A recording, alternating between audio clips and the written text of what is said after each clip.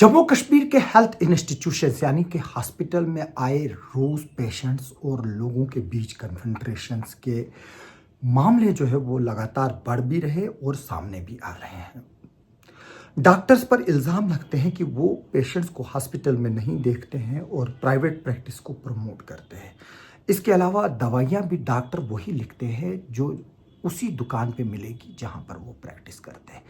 एक तरह से लूट खसूट का सिस्टम जो है वो चल रहा है और इल्ज़ामात भी लग रहे हैं। और पिछले दिनों हमने देखा था कि किस तरह से फेक आरबीए एक डॉक्टर डोडा में जो नर्सिंग होम चलाती है उसका निकला था और वो हॉस्पिटल में एम्प्लॉय भी है। जी हाँ, हम डॉक्टर मधु खुल्लर की बात कर रहे हैं। उसके बाद वहाँ के एमएलए ने शोर भी उठाया लेकिन माना किसी ने नहीं। अभी तक उसकी क्या इंक्वायरी हुई उसका कुछ पता नहीं है। अलबत्ता जम्मू में एक शख्स की मौत हुई थी, फिर उसकी जो बेटी है उस पर पर्चा लगाया था क्योंकि उसने हल्ला गुल्ला किया था।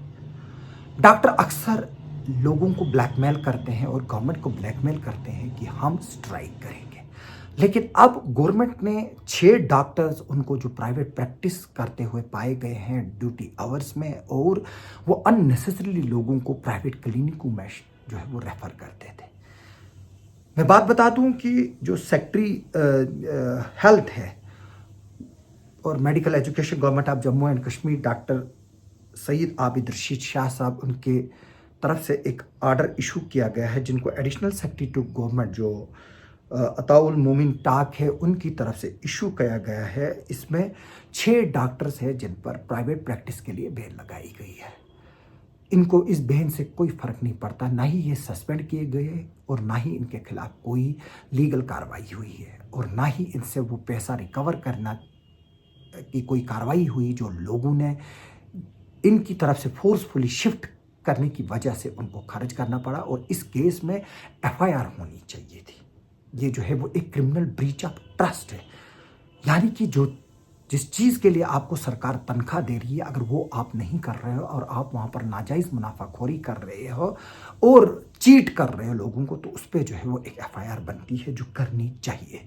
मैं बात बता दूं कि एक ऑर्डर जो कल की डेट में निकला है, ऑर्डर नंबर 509, इसमें यह बताया गया है कि जो गवर्नमेंट की स्कीम है उसको रन करने के लिए जो आयुष्मान भारत प्रधानमंत्री जन आरोग्य योजना है उसके तहत एक सर्वे जैसा कराया गया है जम्मू कश्मीर में जो स्टेट हेल्थ एजेंसी है उसकी तरफ से। और जब इस बात को चेक किया गया, इसमें कुछ डॉक्टर्स जो है वो private practice official duty hours में जो है वो कर रहे थे और जो अनएथिकल बताया गया है और अनएथिकल रेफरल्स करते थे private empanelled health care providers को, यानी कि जो सेहत कार्ड है, गोल्डन कार्ड जिसको हम कहते हैं, ये लोग जानबूझकर जो इलाज हॉस्पिटल में भी मिलता था उसको जो है वो प्राइवेट हॉस्पिटलों से कराते थे और उन पेशेंट्स को वहाँ पर रेफर करते थे ताकि प्राइवेट हॉस्पिटल्स को फ़ायदा मिले जहाँ से इनको कमीशन भी मिलते हैं। इसमें नाम बताया गया है डॉक्टर बिलाल अहमद बशीर, ये कंसल्टेंट सर्जन है जीएमसी अनंतनाग में।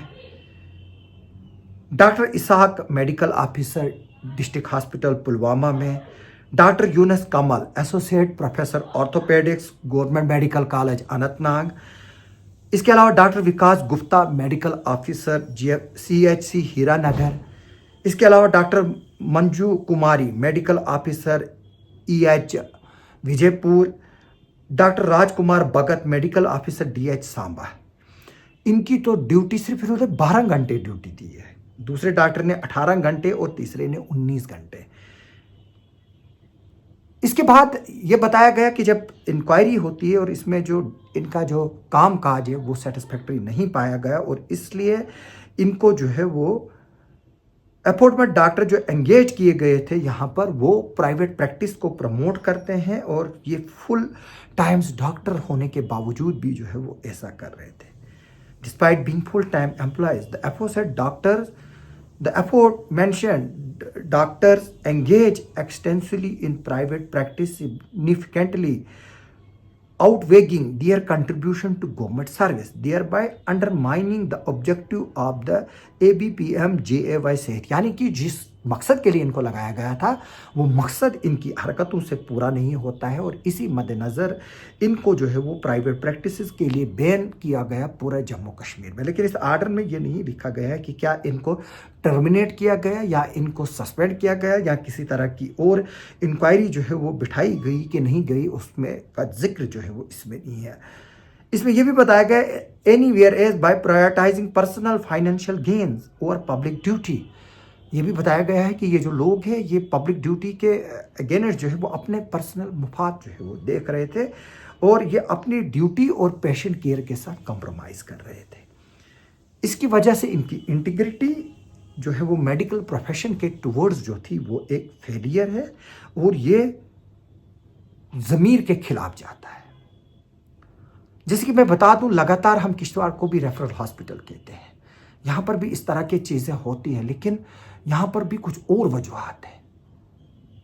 यहाँ पर भी प्राइवेट प्रैक्टिसेस चल रही है, यहाँ पर भी प्राइवेट लेबॉर्ट्रीज चल रही है, लेकिन हमें इससे कोई एतराज़ नहीं है। हम चाहते हैं कि यहाँ पर प्राइवेट हॉस्पिटल्स खुले, प्राइवेट एस्टेब्लिशमेंट्स खुले, लेकिन अफसोस सिर्फ इस बात का है कि जो इलाज हॉस्पिटल में है अगर वो आप वहाँ नहीं करोगे, उसको ज़बरदस्ती प्राइवेट में भेजोगे, वो गलत है। विलिंगली कोई जाना चाहता है प्राइवेट में, मैं जाऊँगा, कल प्राइवेट में जाता हूँ वो मैं अपना है। अब आप एक ऐसे गुजर कम्युनिटी के बंदे को जिसके फटे कपड़े हों उसको उठाकर जो है वो फिर प्राइवेट हॉस्पिटलों में, प्राइवेट नर्सिंग होमों में, फिर प्राइवेट लेबॉर्ट्रीज पे टेस्ट करने के लिए भेजोगे। वो टेस्ट कैसे गलत हो सकता है हॉस्पिटल का? क्योंकि हॉस्पिटल में भी वही टेस्ट करने वाला और जो बाहर है लेबॉर्ट्री पे वही टेस्ट करने वाला।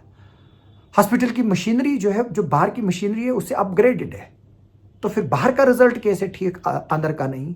और हमारे कुछ ऐसे डॉक्टर भी हैं जो उस टेस्ट रिपोर्ट को मानते ही नहीं है। जब तक कि वो अपने ही उस शख्स से वो मेडिकल एग्जामिनेशन नहीं कराएंगे, रिपोर्ट्स नहीं कराएंगे, जब तक कि वो उसी दुकान से ना करें या उसी का बताए हुए बंदे से ना करें जिसको उसने आगे अपॉइंट किया और उससे कमीशन मिलता है। इस एक्शन के बाद अब ये देखना होगा कि क्या ऑफिशियल ड्यूटी आवर्स में डॉक्टर्स प्राइवेट प्रैक्टिसेस बंद करेंगे। हाँ, अगर कोई डॉक्टर छुट्टी पे है, वो छुट्टी डालकर आए, करे, प्राइवेट प्रैक्टिस करता, उससे किसी को एतराज़ नहीं है। या कोई इस तरह की चीज़ जो हॉस्पिटल में नहीं है, उसी वक्त पेशेंट को जो है वो प्राइवेट फैसिलिटी पे लेना है और अगर उस डॉक्टर को उसकी जान बचाने के लिए वहाँ पर जाना भी पड़े तो मुझे किसी का एतराज़ नहीं है। लेकिन आप अपने मुफाद के लिए जो आप हॉस्पिटल में कर सकते और एक डॉक्टर 2.5 3 लाख, 3.5 लाख रुपए एक असिस्टेंट प्रोफेसर और प्रोफेसर जो है वो सैलरी लेता है। लालच कितनी कि आपको बाद में अल्लाह ताला को भी तो जवाब देना है, भगवान को भी तो जवाब देना है, आपके बच्चे भी भुगतेंगे, वो भुगतते भी है और वो उनको दिखता भी है। और ये एक हमारे जो हिंदू कम्युनिटी के दोस्त हैं वो मुझे अक्सर बोलते रहते हैं कि जो पाप है अगले 7 पुश्तों तक भुगतना पड़ता है। अगर मैं कोई पाप करता हूँ, ज़रूरी नहीं है कि मैं भुगतूंगा, आगे से जो 7 जनरेशनें हैं उनमें से कोई ना कोई भुगतता है। तो जाहिर से तौर से बात है कि जम्मू कश्मीर गवर्नमेंट को हेल्थ इंस्टीट्यूशंस को जो है वो अपग्रेड करने की ज़रूरत है। डॉक्टरों को आगे लीड लेने की ज़रूरत है कि वो इस तरह की प्रैक्टिसेस को जो है वो बंद करें और यहाँ पर लोगों की दुआएं लें, अपने बच्चों के लिए दुआएं लें, अपने परिवार के लिए दुआएं लें, अपनी खुशहाली के दुआएं लें। तो ऊपर वाले के यहाँ पर जो है वो किसी चीज़ की कमी नहीं है। वो आपके छप्पड़ फाड़ कर आपको पैसे देगा, लेकिन वो पैसे जो है वो जायज़ और सुकून के पैसे होने चाहिए, न कि इन 6 डॉक्टरों की तरह जिनको आज गवर्नमेंट ने प्राइवेट प्रैक्टिस से बैन कर दी। आप सबका सुनने के लिए और देखने के लिए बहुत बहुत शुक्रिया।